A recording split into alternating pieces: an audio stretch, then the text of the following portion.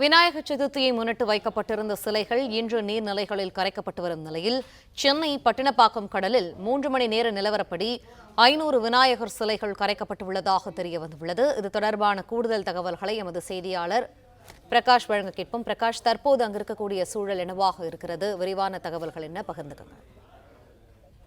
August 27ஆம் தேதி விநாயகர் சதுர்த்தி மாநிலம் முழுவதும் கொண்டாடப்பட்ட நிலையில இன்று பெரும்பாலான இடங்கள்ல இந்த விநாயகர் சிலைகள் கரைக்கப்பட்டு வருகின்றன. சென்னையில வைக்கப்பட்டிருக்கக்கூடிய சுமார் 1500 சிலைகள் இன்று 4 இடங்கள்ல கரைக்கப்பட்டு வருகிறது. அதுல பெரும்பான்மையான சிலைகள் பட்டினப்பாக்கம் கடற்கரையில கரைக்கப்பட்டு வருகிறது. அந்த இடத்தில் மட்டும் சுமார் ஒரு 1300 சிலைகள் இந்த தினம் கரைக்கப்பட்டிருக்கிறது.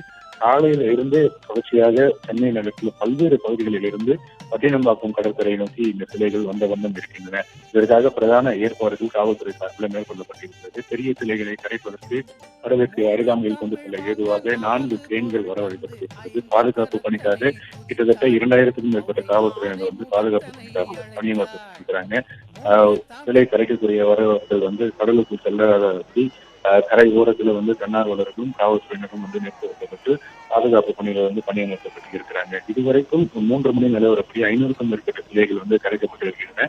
மதியத்துக்கு மேல் சிலைகளுடைய எண்ணிக்கை வருகின்ற சிலைகளுடைய எண்ணிக்கை என்பது அதிகரித்த வண்ணம் இருக்கிறது. தற்போது இந்த லூப் சாலை முழுவதுமே போக்குவரத்து நெரிசல் ஏற்பட்டிருக்கிறது.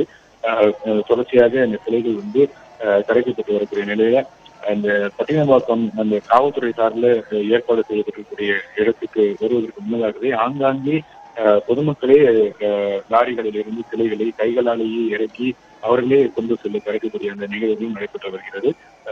இன்னும் 3 மணி நேரம் இருக்கக்கூடிய சூழ்நிலையில மீதம் இருக்கக்கூடிய சிலைகள் அனைத்தும் கரைக்கப்படும் என்று எதிர்பார்க்கப்படுகிறது.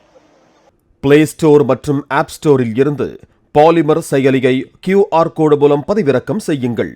செய்திகளை உடனுக்குடன் பெறுங்கள்.